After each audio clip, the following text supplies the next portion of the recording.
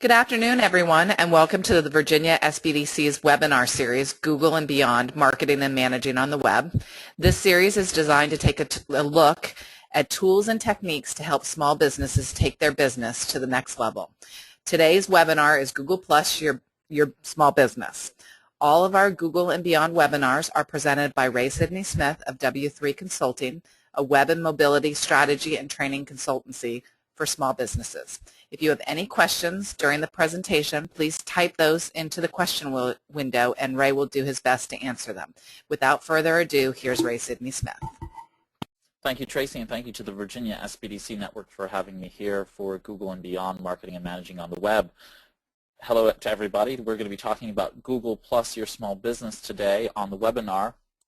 Just a housekeeping item, if you have any questions or anything like that after the webinar, feel free to go ahead and use Twitter to reach out to us. We're at W3 Consulting, and you can use the hashtag #BeyondGoogle. So with that, we're going to talk about today an overview of Google Plus, the social network from, of course, Google Inc. And we're going to talk about it through the lens of small business. Then we're going to talk about how you actually engage your target audience effectively on Google+, because it's a little bit different than most other social networks. I have a tendency to believe that it's better. And then we have a little instructional section at the end where I'll be able to show you how to set up a Google+ page for your small business that is a product, service, or brand that you might be setting up, plus helping to sort of manage the folks who are within your organization or outside of your organization that you want to manage the Google Plus page for you. So let's just start off with what is Google Plus, and then we'll talk about its major features for small business, and I'll give you a little bit of a walk around the product itself. So bear with me a moment. I'm going to jump over to the browser and log on to Google Plus. So there'll be silence, but it's purposeful.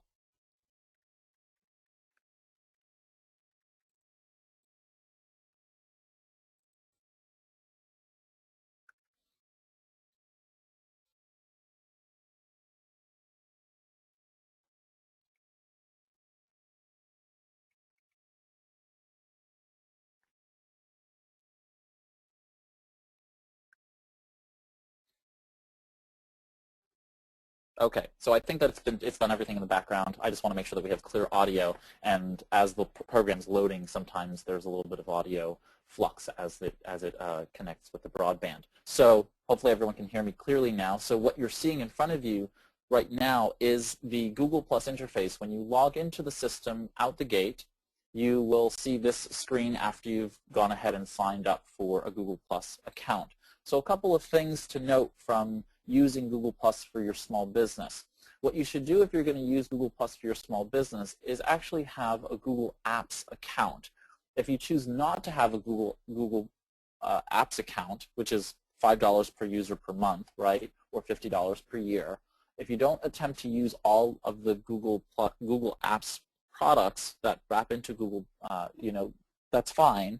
You can also set up an individual account. Just go to plus.google.com, click on the Create Account button, and you'll go ahead and set up an account under your business name using your business email address, and then, of course, using all of the parts that you want in terms of your professional profile. Again, that is a public professional profile. That is not you personally. So you want to be able to have that sort of disconnect from one another.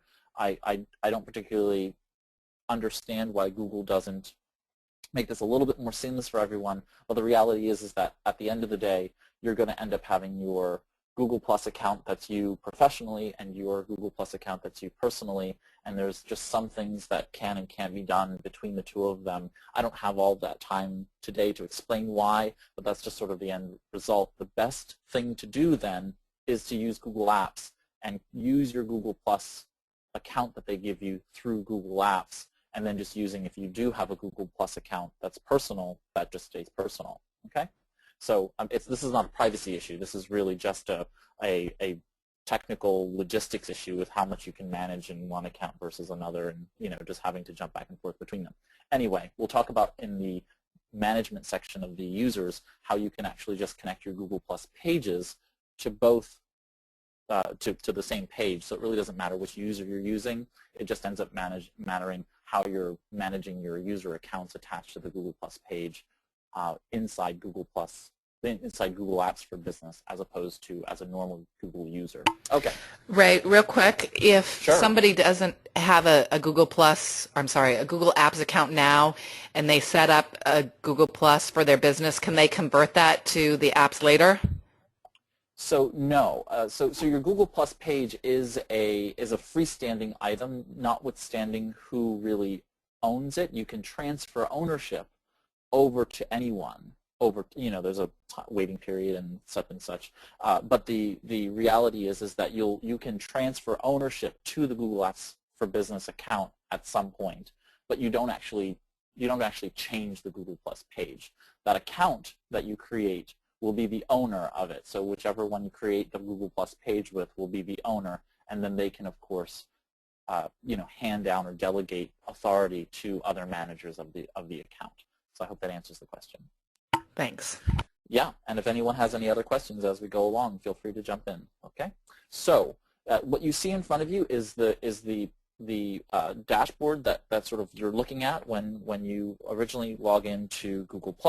At the top is the classic Google+ search field, and there's all sorts of really fun, wonderful things you can do here within the search field. You can search for hashtags within the system. If you don't know what a hashtag is, it's basically a specialized search term, okay? And that search term is something that other people are interested in learning about.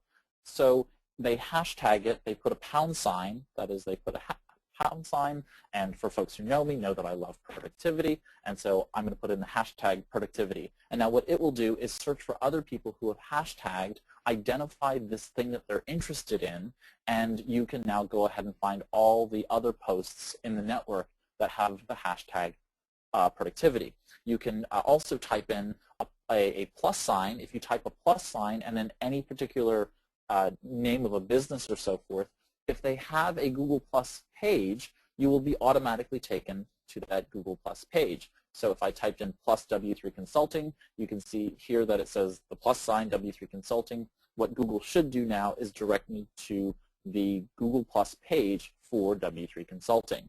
Now, that means you can also search the Google Plus network for anything else just using a normal search like you would on google.com, and this is going to take you to whatever content is most relevant within Google Plus to the search term that you've brought yourself to, okay? So on the left-hand side panel, you can see that I just put my cursor over that home icon. So we are at the home page. I call it the dashboard because I think it feels like a dashboard to me more than it feels like a home page. And so here you are, and now you can scroll down, you can sort of, cursor down, and you can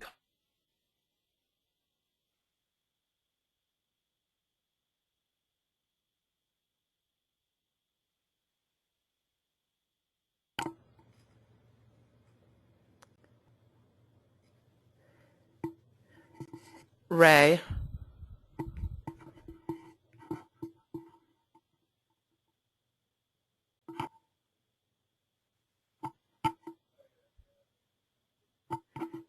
and just bear with me.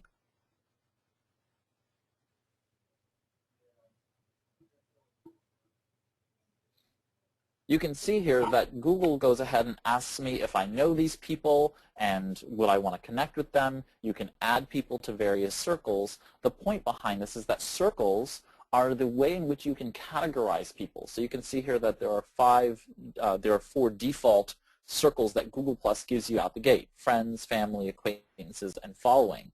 So here I could create, I've created one called Team, which is everybody that might be connected with W3 Consulting through this dummy account that I've created for purposes of presentations. But I can create a new circle, and I can call it Business.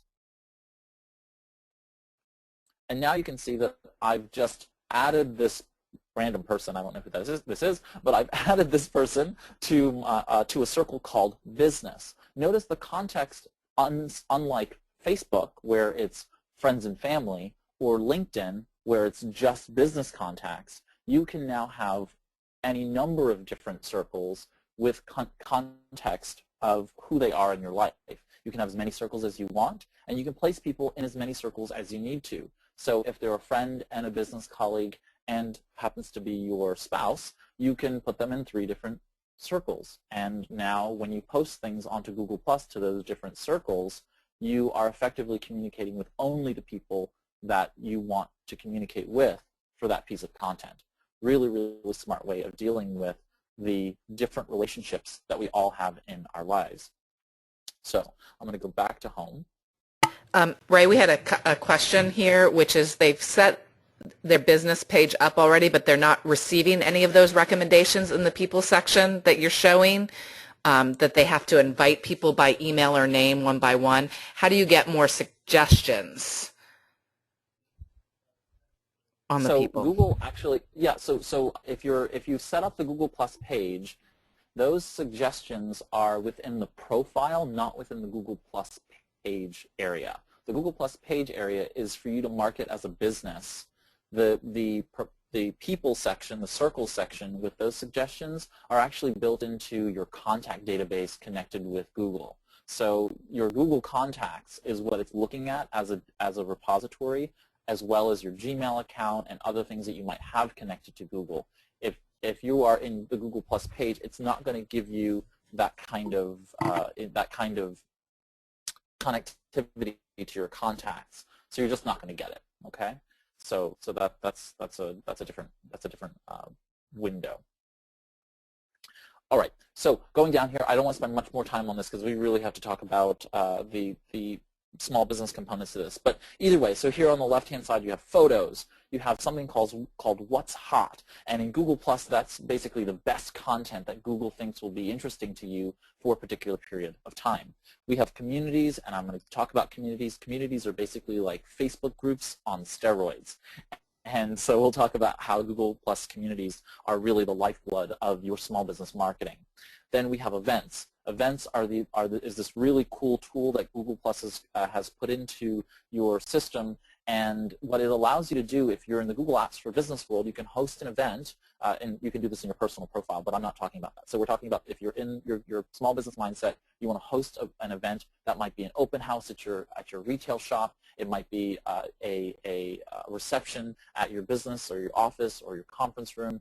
If you want to host an open conference, a roundtable of your colleagues, you can do that all within the Google Plus events page, and it creates this beautiful event where you can have all of the functions that you need for a non-paid event for people to come and enjoy your office space, your business or services, whatever, and it's just fantastic. They're beautiful events. They make great stuff. There are little tiny quirks of the system yet. One is that if you're trying to use the link, the URL with regard to the events, note that it should only be plus.google.com/events/ and only one set of the string of numbers that you see at the top of your screen. So if it shows two sets of those rows of numbers, you're going to end up deleting all of it and just only having events/ and then that long string of numbers only once. It's actually duplicated. It will show the number twice. You only need it once. I don't know why. I have no idea why Google does this to us. But the Google Plus events are really fantastic, and it creates this beautiful event. One of the other major features that I love about Google Plus events is that if you create an event and I have a Google Plus calendar, I have a Google Calendar already, I will get my event that I click yes on automatically added to my Google Calendar. So I don't even have to think about it.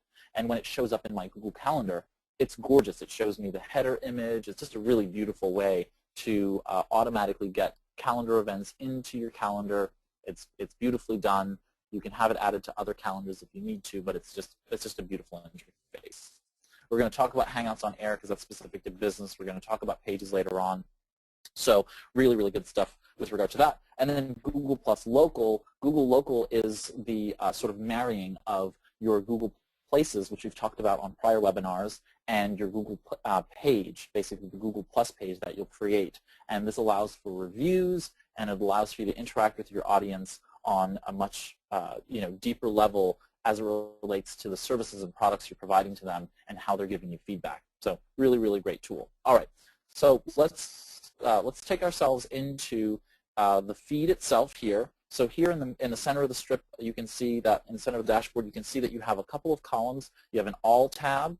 You have friends, family, acquaintances, following. Notice something? Those are your circles, okay? So the circles that you create are these, are displayed across the top, and if there are more, you can click down more and see the other ones. And when you click on any one of these, it filters those posts to only the people you have in those circles posts, okay? So that's really helpful.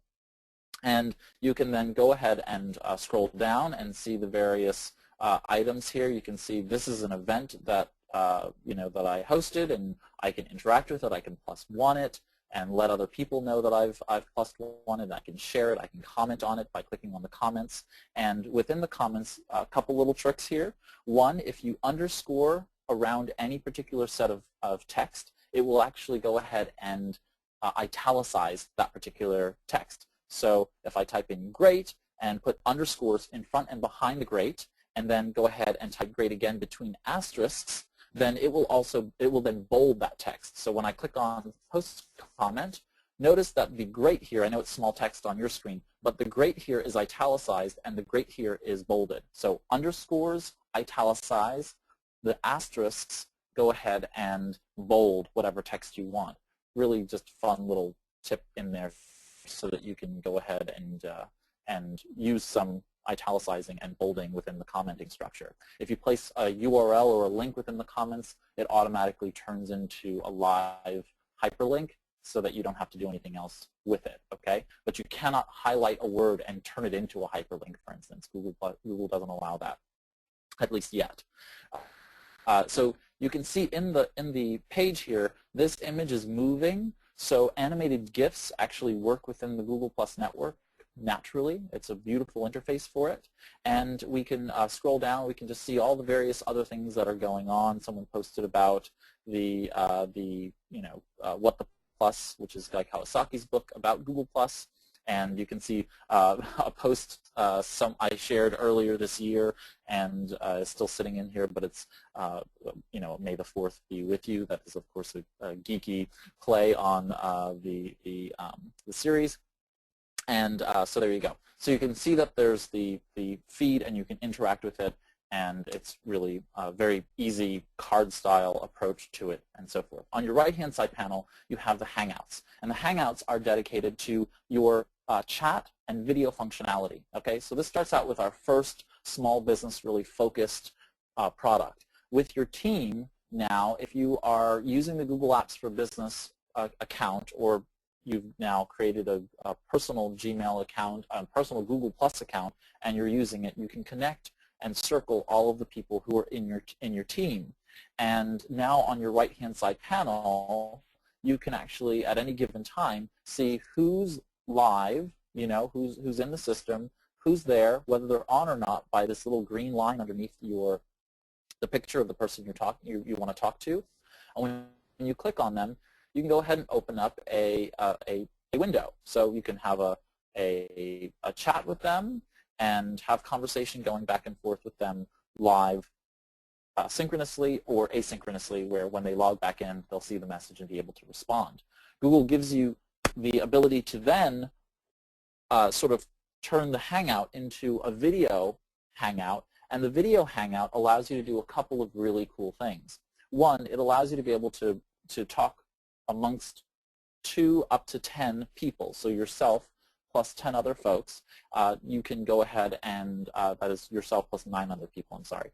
And so you can go ahead and pull 9 other people into a video call with no infrastructure other than what's sitting right here inside the browser. So now you can go ahead and have that conversation with one team member bringing in another team member. Say that you have to bring in a client onto the call, and that client doesn't have Google+. Well, great. You just type in their phone number, and the Google Plus system will go ahead and call that person and teleconference them in. So you're face-to-face with your team, because you're audio-video, and now you can also bring in your client or clients into that call as well, audio only. Now, if they are on Google Plus, which just means that they have a Google account and that they've allowed Google Plus to have access to their Google account, they will now be allowed to also be brought into the Google Plus Hangout. I'm not going to bring it up on screen because it will just drag down my entire audio here. But when you are on screen with the video, you can now do a number of different things. You can whiteboard. That means you can write on the screen together in the same space. You can share all the documents that you want within Google Drive so that you can live edit a document together within Google+. Notice, we've never left this window that will be the pop-up window for the Google+ Hangout.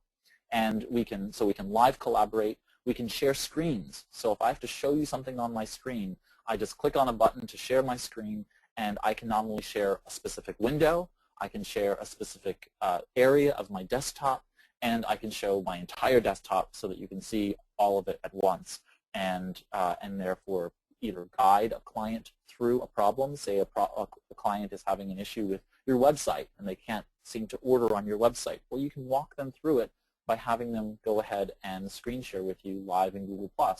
Note that this costs you no extra money if you already have a Google Apps for Business account, and if you're using the Google account for free, just a normal Google account, it's absolutely free. So it's a really, really great tool for small businesses because it's free and it has no infrastructure and anyone can use it. So really, really fantastic within the Hangouts. So I really like Hangouts. I think they're really, really helpful. And you can make phone calls through it. You can do all those really wonderful things right from within the Hangouts. Now, we can turn that on to a larger perspective, which is earlier I talked about the idea of the Hangouts on Air. So Hangouts on Air are a little bit different because Hangouts on Air are really like Google Events, but with audio-video attached to it, very similar to the webinar that we have here today, except that you would see me on screen or my desktop if I wanted to show it. And what it does is it then live records the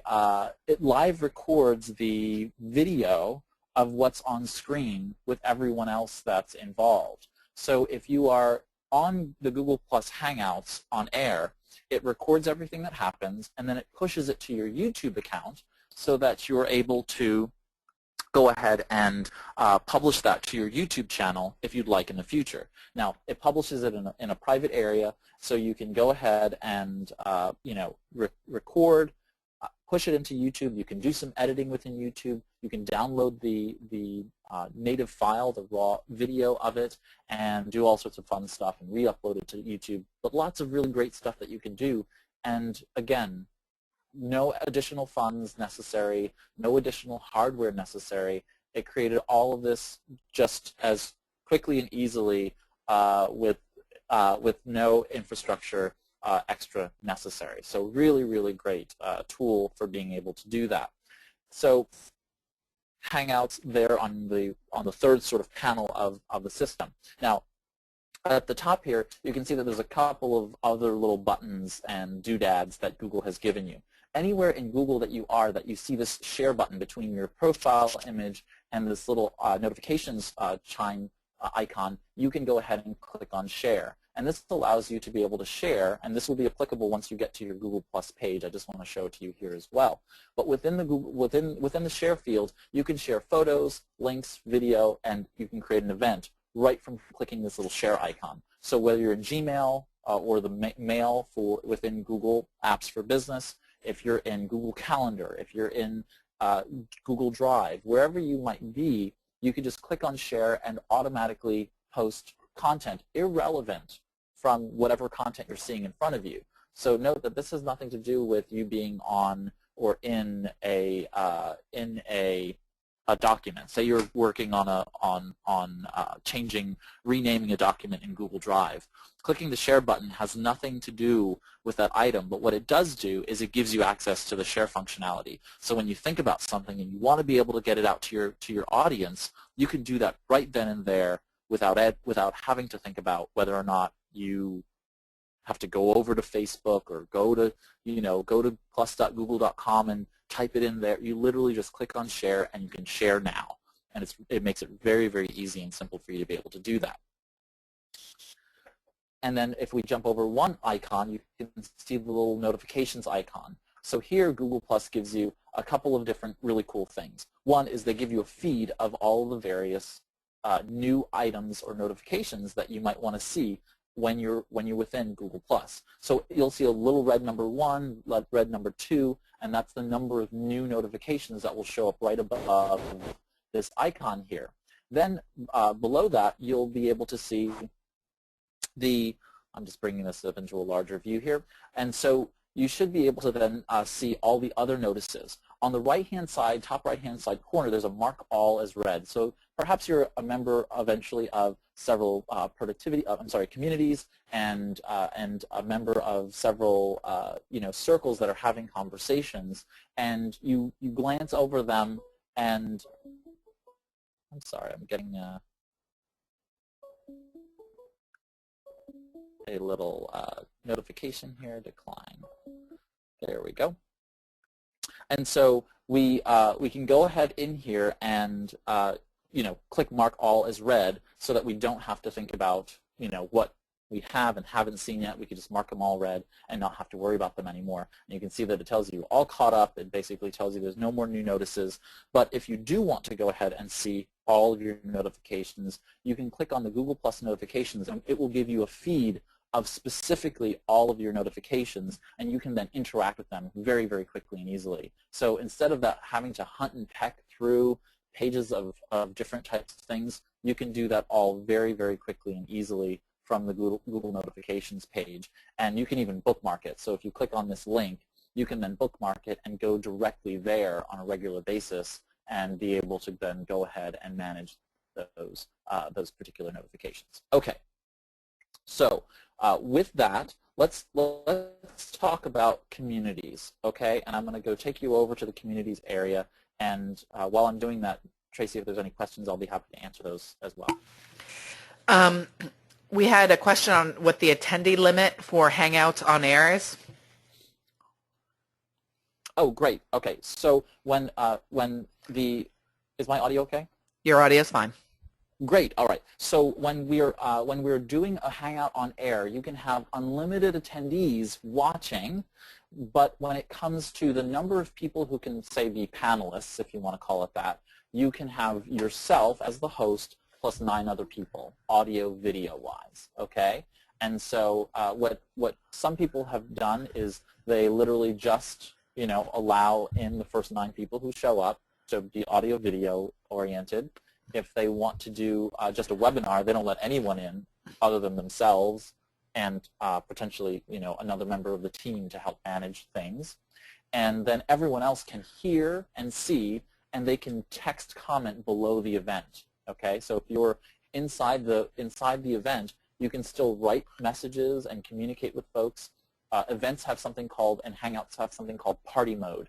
And party mode allows people to not only upload photos, video, and make text comments in real time, which is really, really cool, especially when you're on your phone and you're at a party or you're at a networking event, and you can just take pictures of events, write a caption about it, and let folks know your thoughts throughout the event, and you can engage with your audiences much faster and easier that way within the comments. So you can literally ask a question inside the Hangout, and then folks can comment and respond via text, below the event page, the event window, the pictures, the video feed with their responses if they're not in the audio video feed itself. So really cool way for you to be able to do that. And so that's for Hangouts on Air. You can bring in those people, audio, video, yourself plus 9 others. Okay. Great. So was there any other questions? There are some other questions, but why don't you go ahead, and some of these are generic. We can answer them at the end. Good. Great. All right. So within the Google Plus community, so if you go to plus.google.com/communities, you are then taken to this space, which is where you can discover new communities. And if I was actually, this is, like as I said, this is a dummy account, but if I was a sample account, but if this was a real account, you would see the communities that I was a member of already, and then I would see those communities. I would be able to jump into those cards and see all the conversations that were happening inside of them. So what's a community, and why is it different on Google Plus than, say, a Facebook page or a Facebook group out there in Facebook, or whatever, a Pinterest board or anything else like that? A community on Google Plus is about a deep passion. What are you truly passionate about? I hope you're truly passionate about your business, about why you got into the business of doing whatever it is that you do or sell. And this is where Google Plus gives you this great marketing avenue. So what you do is you find out where your target audience is, okay? Which doesn't mean you create a community necessarily. And most often it doesn't mean that you're creating a community unless there really isn't one out there yet on Google Plus for you. Google Plus has roughly about 500 million users, active users, and so 30% of Google Plus, 30% of smartphone users are using Google Plus on the mobile. So think about it from that perspective. That is, it's the fourth most used app in the App Store, both the Android App Store and the Google Play Store. So it's a highly used application. It's really a great use, and communities wrap itself right into that very easily. So you find out where your communities are. So say if I found, if I sold, if I had a small boutique shoe store in Old Town Alexandria, I would go ahead and find myself a community in Google Plus that was all about women's fashion, or about, if I wanted to be more specific, and the community would support me in doing that, and support my business literally in doing that, then maybe a community dedicated to shoes, or to women's footwear in and on Google Plus. So we go ahead and find the communities where we know our target audience is, and now we're going to interact with that community as our Facebook page, our Google Plus page, and again, we're going to do this only if the community allows me to do it as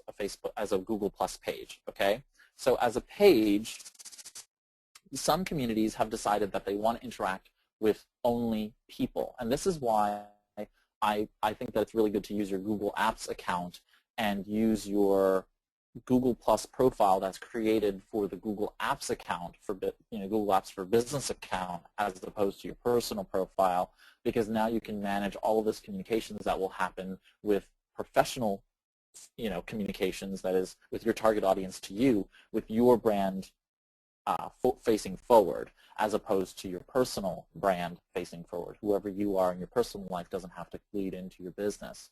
So if the community allows you to join as your Google Plus page, then you can go ahead and do that.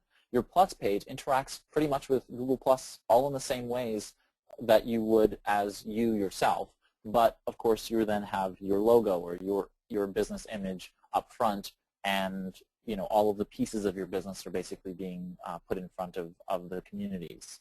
If it doesn't allow that, then it's you in front of in your audience, and it's going to be your responsibility then to communicate that you represent this particular business, and that's where your business email address and your profile talking about your business come into play there. Okay? So if you wanted to join this particular community, you would go ahead and click on the community.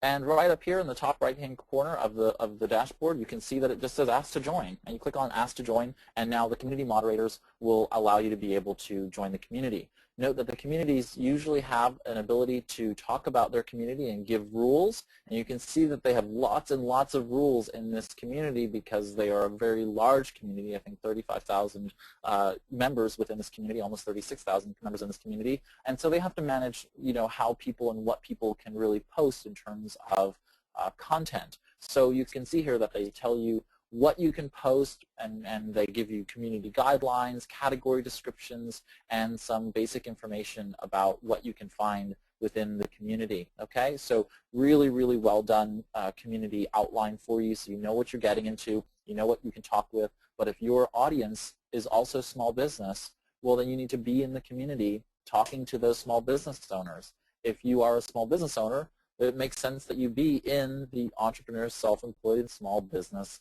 community itself, so that you can learn from your fellow small businesses. Again, this is about passion. Google Plus is about passion, and the reality is that these deep interests are where you can deep dive into a conversation about your business, product, service, industry, whatever it might be, but on a much, much deeper level. This is different than, say, Facebook, where my context is what's happening with my family and friends. Very infrequently am I thinking about my deep passions when it comes to those things. They come in little tidbits throughout my Facebook newsfeed. Well, in my Google Plus communities, this is about deep passions and deep conversation and lots of time spent in there as a user, which means and equates to sort of like time on a website. If I spend more time on a website, I'm much more interested in that business and I'm much more likely to buy the product or service from them. Well, the same thing in Google Plus community. The more you are involved in the Google Plus community, the more people look at your authority and what you do within that community in that deep passion. They see you as the expert, subject matter expert, or thought leader in that world, and they are much more likely to buy your product or service because of that within the community. Okay, so the Facebook is friends and family context. Google Plus allows almost any deep passion to have a community around it. Again, you're finding out where your target audience is. You know, typically a community is not my shoe store. Okay, you know, if I have a shoe store, nobody really cares about my shoe store as a community necessarily. They care about women's fashion or women's footwear, and the community is based around that broader concept. So my shoe store should have a Google Plus page and interacting with the community, not the opposite way around. My community shouldn't just come to my shoe store's Google Plus community and get involved. It's sort of the opposite way, you know, to really engage with folks. Okay. So within the community, we're gonna be able to, you know, comment, post, do all of those things right from within the community. We can search the community and look for pertinent conversations. You can see that right here in this little area down here. You can go ahead and search for keyword terms. So if this were the women's fashion community, I could search here for footwear conversations and talk to people about their particular issues. You know, is a wide shoe better? Is a flat, you know, are flats in this season? Whatever the issues might be, you can go ahead and engage with your audience right from within the Google Plus communities. Okay?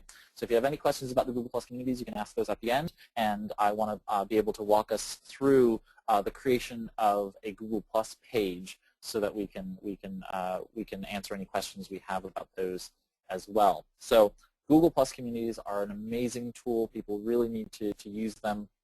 And I'll show you the next stage to what you would do in terms of creating content and then sharing that content into a community through a Google Plus page. So let's create a page, then we'll talk about posting content into the page, and then we'll talk about sharing that content into the community. Very similar to the way in which you would have a website, then start a blog, take that blog post and syndicate it to your social networks like Twitter or Facebook or Google Plus and so on and so forth, and lead people back to your blog. You sort of do the same thing with regard to your Google Plus profile, your Google Plus page, posting content there and then sharing it into communities. You're basically taking people out of where they're currently thinking about their deep passions and bringing them closer to your product or brand for purchase. Okay? So let's go into the pages area.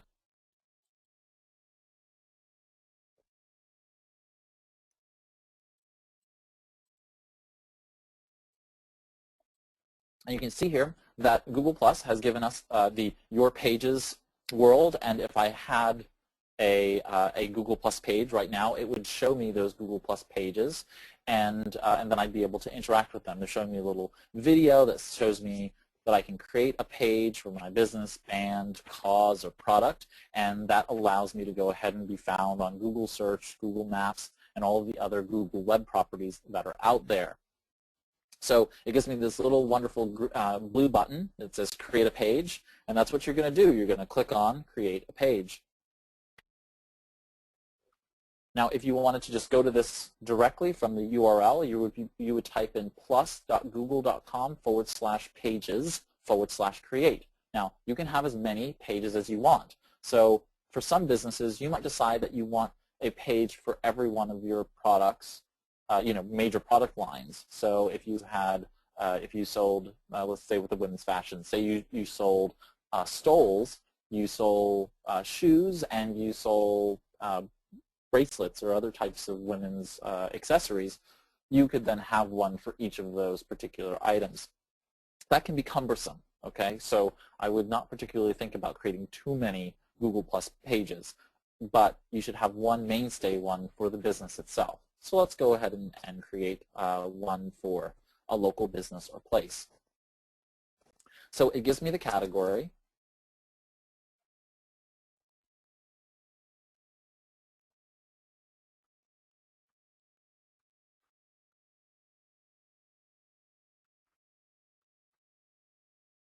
And it's going to go ahead and ask me to, re-log in for security reasons.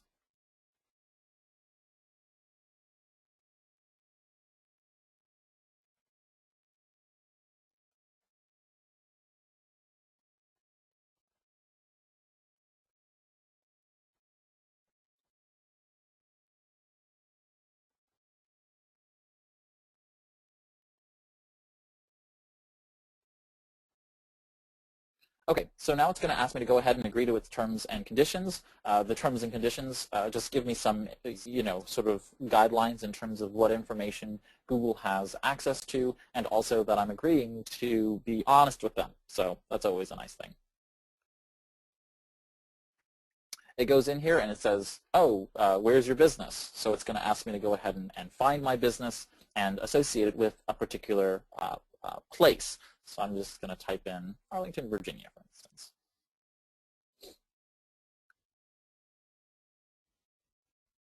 And so I'm going to go ahead and type in the business name, and we're just going to call this ABC Consulting. We're going to give this an address.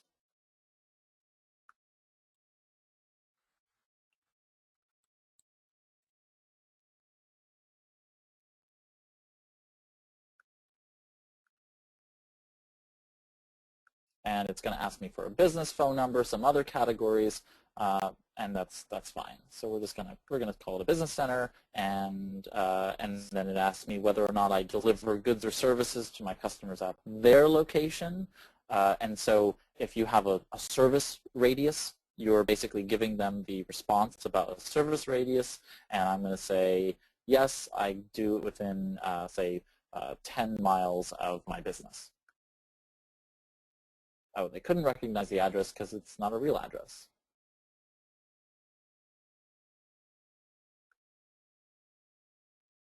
That's still not a real address. Let's go with 2500 Arlington Boulevard. I actually don't know if that's an address. Wonderful. Okay.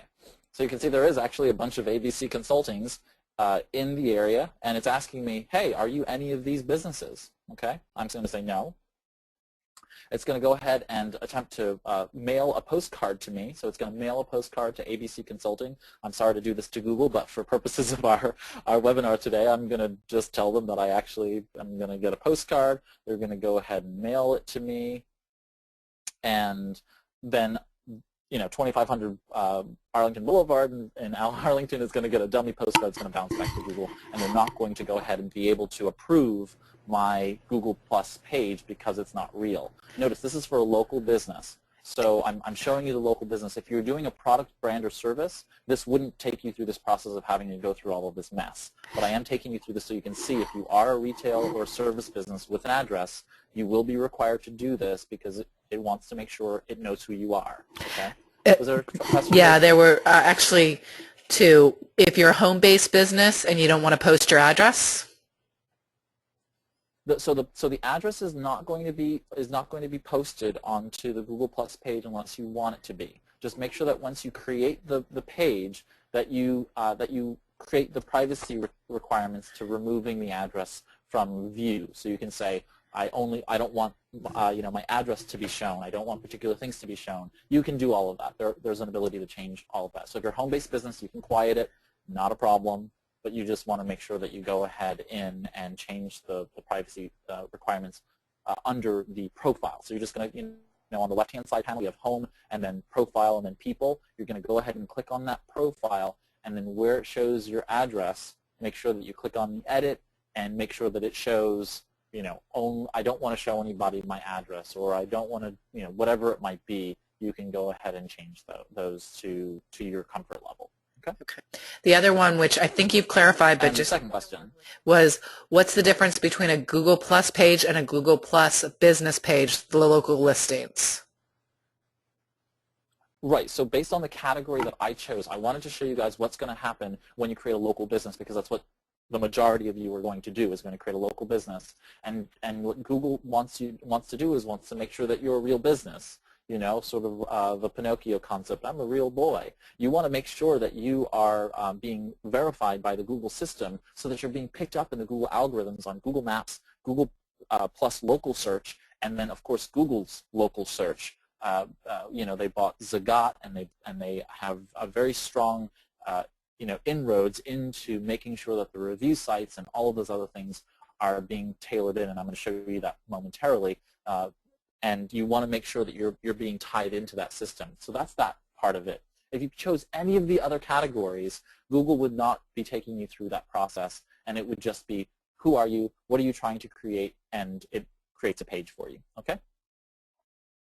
So, so here Google now gives us a couple of new views now that we are a Google Plus page as opposed to a profile. I'm just going to kill all of this, this stuff here. Notice they now give you this gray bar at the top, and it says you are now using Google Plus as the ABC Consulting page. Okay, so now Google is telling us you are interacting just like you would with a Facebook page. If you know what a Facebook page, interacting as a Facebook page on Facebook is like, this is actually, you know, very, very similar. Okay, you are now taking on the persona of the Facebook, of the Google Plus page of the brand or the business that you've just created.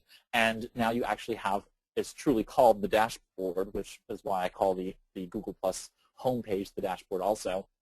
But you're now at the dashboard. It gives you this little completion meter. It tells you you're 57% complete. You want to be able to go ahead and complete all of the parts of the profile, and I'm not going to take the time right now to do this in the dummy, in the sample page, but you basically want to go through and fill in all of the pieces and change any privacy requirements, update information, and keep it updated, because this is the information that Google will use to flush into your profile as it's spread out there in the Google web property world. Okay, so I'm going to click OK so that I know that I'm now using ABC Consulting's page on Google Plus, and I'm not using my normal profile, and it just goes away. Now you can see up here it says plus ABC Consulting. That is one indicator that I'm using it as my business as opposed to as me. And over here you can see that there's a new icon. It's no longer the W3 Consulting logo that I created under my sample account. It's now showing ABC Consulting Google Plus page. So you actually see a difference in both the picture of yourself and now a picture of the business. All right, so you see the business that you're interacting with. If you click on that image, you can see that you can jump back and forth between any and all of the other Google Plus pages that you might manage. Okay, so I can jump back to my W3 Consulting sample account for webinars, and it will open up a new tab, and now I'll be able to interact on the Google Plus profile that I was just on. Okay, so now inside this page we have some new tabs, and the new tabs are Overview, Notifications, Managers, Connected Services, and Settings. All right, so I'm going to take you into the settings, and then we're going to reverse ourselves back to the other tabs, and the reason for that is that the settings help sort of change some of these items, so I want to make sure that we do that as well. Oh, one thing about the area down here is that once upon a time you were able to drag and drop these and move these into different places, and I loved that. Now you cannot. So if anyone has you know, tried this in the past and has wanted to move these around, you were able to at one time, but now you can see that you're really not capable of moving those around. But I did want to make note of that. But you can see down here, Google has now given us a couple of different cards that show us what we can do. We can share content to our users, and I'm not sure what it's doing. Okay. We can share content to our users by clicking on this image. It opens up a share window. So this is where we will traditionally post content to our users. And again, it's the same thing, photos, links, video, and events that we can create all within this perspective. Note that here in the to field for sharing, we can go ahead and give the post a public access. Basically, you know, it's a post to the world. Then we can do your circles. Basically, everyone who has circled you will, as a business, receive that in their news feed. Okay. Now, say that I wanted to be able to post something and share it to people that might not be within Google Plus. Well, I can do that by just adding their email address. So literally, if I just typed in my own email address here and I said, welcome to my content, there it is. That content will basically be emailed to me if I happen not to be in Google Plus. Note that Google Plus automatically notices that my email address is registered to a Google profile. So it automatically added my Google Plus profile, because it knew that. If I wasn't in Google+, it will just send me an email and add me to that content that you're sending. So it's very, very easy to add people to the content even if they happen not to be within the Google+ network. All right, so back up to settings. So if we click on settings, you can see that Google goes ahead and gives you some wonderful information. It tells you who can interact with your posts. So you know, you can let them know. If you start to get really, really active on Google+, you will likely want to change your who can interact with you so that you can you know, turn off some of the folks that you might not want to or would want to hear back from in terms of notifications. Basically, you can say anyone, your circles, only you, or specific people and or circles. Okay? So these are the notifications that show up in this little area. So if someone posts something, will you get a notification about it? You can change those on a very granular level. And then, of course, you can change who can actually comment on posts. So you can actually force people to circle you in order to be able to make a comment, which sometimes increases your circles and sometimes irritates your users. So someone on Google Plus is called a plusser. So if you you don't want to sort of anger your plussers. So some posts you might want to do that. You know, some pages you might want to do that where you want to actually increase the number of circles, therefore only allowing people who are following you to do that. One thing for local businesses especially is that you might want to do that for purposes of helping people sort of create a litmus whether or not they'll follow you based on their geographic location. So if you only provide services to a small group or a small geographic space, you might want to actually do that so that people know if I'm in Cincinnati and here in Virginia, you know, it just doesn't make any sense for me to go ahead and interact with that page because it's not going to be helpful to either of us. You know, I'm not going to get the most value out of it. You can tell Google Plus who you can and cannot hang out with. So if someone wants to be able to contact you to hang out, they have to be approved within your system in terms of who you can do that. Sharing some endorsements, and this is really great. You can go ahead and choose which address you're going to be notified about these things for. So if you do create a Google Plus account that's not under the Google Apps for Business, you can change this email address to be your business email address so that you'll get those messages there as opposed to at your personal email account. And that way you can distinguish what's personal from professional engagement. Okay, I always do that for my clients because it's sometimes, you know, disruptive to in your evening hours receive email from Google Plus when you really should be interacting with that during your business day. You can manage subscriptions in terms of what Google Plus is going to send you in terms of messages, and I tend to turn all of these off because I don't want additional messages for things, and I use the mobile applications, so I tend to turn off all the emails so that I don't get email, and I would recommend that you also sort of turn all of them off. Okay, so you're going to turn them all off, and then you're going to go back and you're going to read each one individually and turn them on over time. Okay, so turn on whichever ones you really want over time, but turn them all off. You don't want to get an inundation of email, so turn them all off, and then you can decide on which ones you explicitly do want over time. That is, I keep missing when someone comments on a post. Okay, I'll turn on the email for a while so it gets me into the habit of it. The reality is that you should be using Google Plus on a regular basis. That is, you should be logging in at least once a day once you create a Google Plus page so that you can be interacting with your audience and new people who might be coming onto your page by circling you or by otherwise interacting with your posts. So you do want to do it anyway. So you know you're gonna want to you know, turn off the email because you should be logging in every day. But if you want to get the emails to remind you, you can do that as well. I just like to turn off all the email. Okay, so that helps sort of gauge how we're going to receive communications and who we're going to be able to interact with on the Google Plus page that we've created. And so now what we're going to do is we're going to create a piece of content, and we're going to call it wonderful content. We're going to actually call it wonderful, valuable content, right? So we're creating wonderful, valuable content that we love, and we're going to share it with all of our circles. And so I've added public and circles to this particular item, and now I'm going to remove public. You can do that just by clicking the X, and now you can see down here it says also send email to your circles. Okay, use this checkbox very judiciously. Okay, we don't want to go ahead and send email to people that they might not want to receive, but if you do feel like it's a really important item and you want to get into people's inboxes, you can just go ahead and click on the email to your circles, and it will actually force an email out to the people who have circled you, if those people have allowed, in the settings that we just changed, have checked that box that they want to receive email from pages that they have circled. Okay, so if they allow it, then they will go ahead and get an email forced into their inbox, and they'll be able to read that for themselves. Okay, so I'm going to click on the share button, and now what I've done is I've posted this item and shared it to the stream.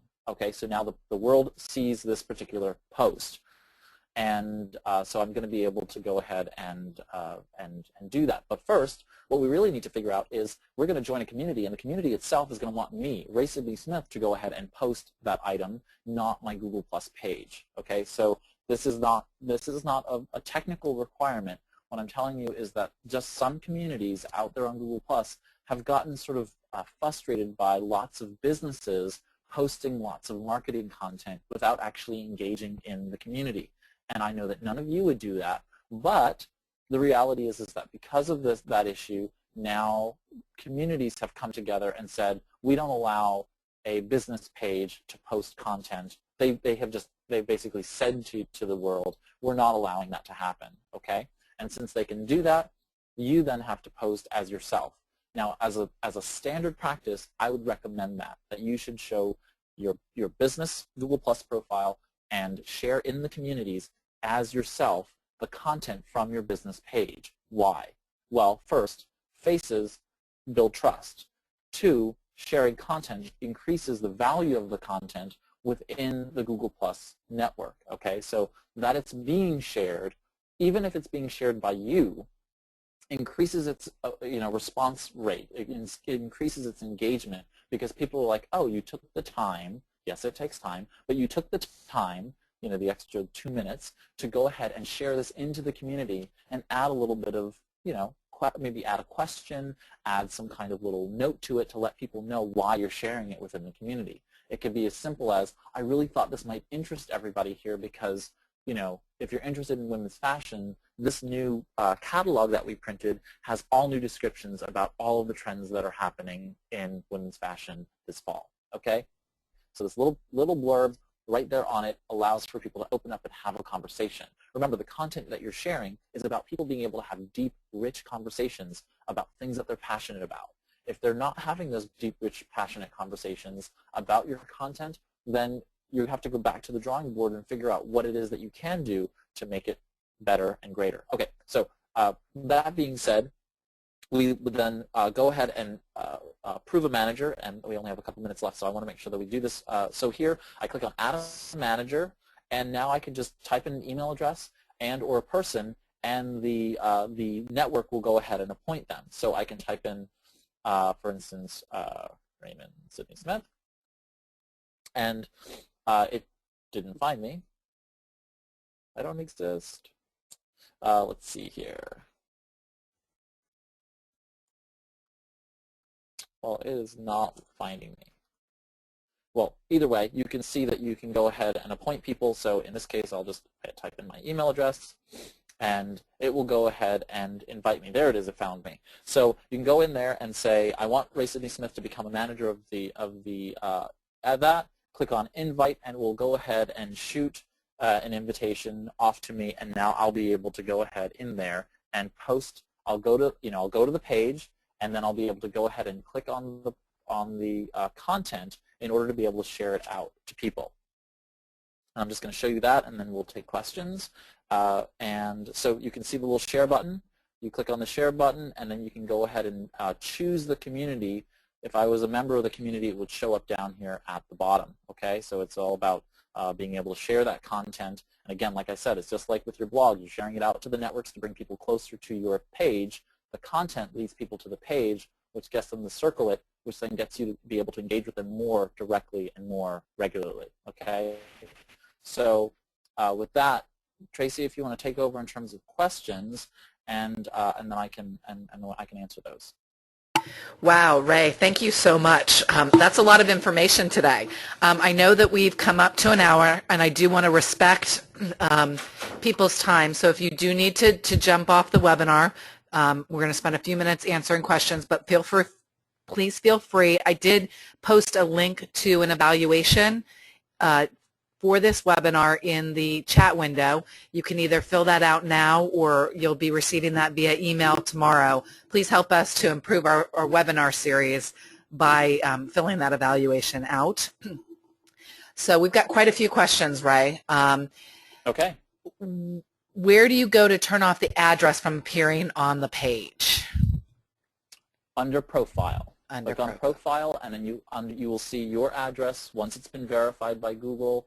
I'm sorry, you'll see your address notwithstanding it, and you can go ahead in there and change what you want it to say or not say from that page. But you just click on Profile. Okay.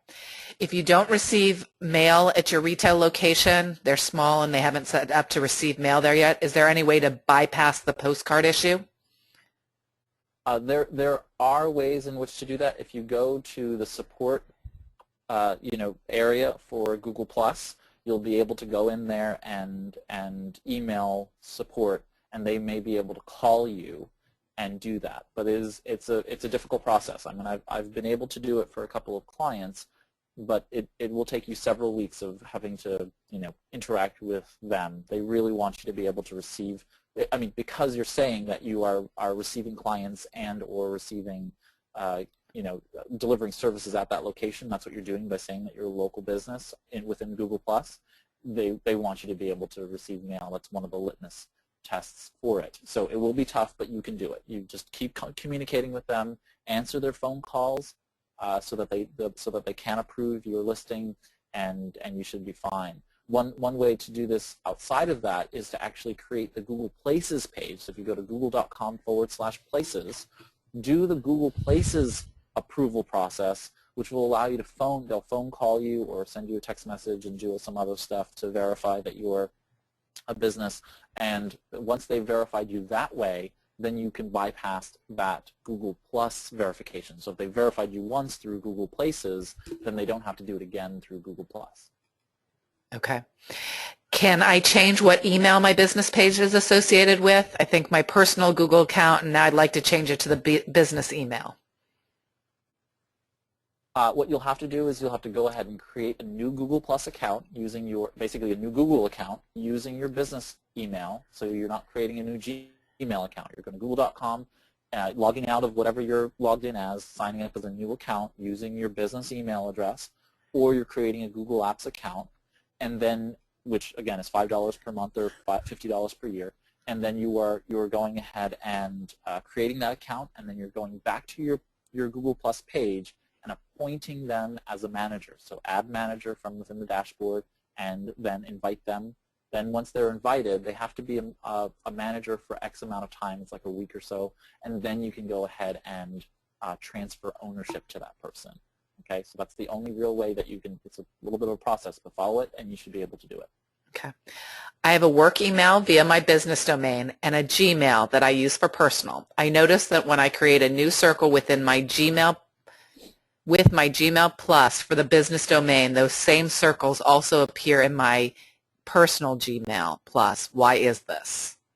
Oh, so Google has basically this is the Google Contacts centralization. So Google Contacts and the circles over time are supposed to sort of merge into the same thing. And just so you have an idea about what's to come, your Google Plus account and your Google account, that is what you identify as your Gmail account, are merging the contacts together into one space. So you'll see the circles listed with any categories you've created within Google Contacts. But what you can do is go to google.com/contacts, and you can actually see all of the categories you have of contacts and those circles as well next to them. So Google's merging them presumably to help you manage better. You know, the circles that you have, the context of the relationships you have in your life, and the categories that you already have set up. Okay. Can you put a link to Google Plus on a business website? Absolutely. So Google, I didn't have time for that in today's webinar, but there is a whole series of components that Google gives you to be able to interact with your website. They give you little bits of code that you can put into your website to not only put in badges, but the +1 buttons, which is similar to the likes on Facebook, and also components that will pop up little messages that will help reinforce engagement with your Google Plus page through the Google Plus code that they give you. It's really easy to set up, and it's really, really fantastic, especially on mobile websites, where if you have a mobile website come up, it'll actually push a little bar up, and it'll actually show you the Google Plus page of the person's for the website that you're on. So it'll be your business page, and then it'll show their Google Plus profile with the ability to automatically add your business to one of their circles, which is really, really great. So look at all the settings. I believe within the dashboard, I don't have it up on screen, but in the dashboard, once you are completed with all of the various things, it says like fill in your address, fill in your profile information, your hours of operation. One of the options is going to show you that you can add all of these functionalities, badges and +1 buttons, and the interactive engagement functionality to your website, and it gives you all the code for it.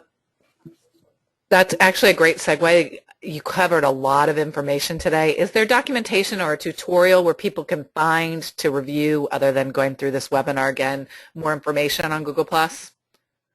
Well, Google Plus itself has a YouTube channel, and that would be the best place to go, is to YouTube, and just go ahead, type in YouTube, and just type in YouTube for Business, and they have dozens and dozens of videos where you can do that as well. Google Plus themselves has a Google Plus page, so you can go follow the Google Plus page, and there's a Google Plus community dedicated to Google Plus within Google Plus.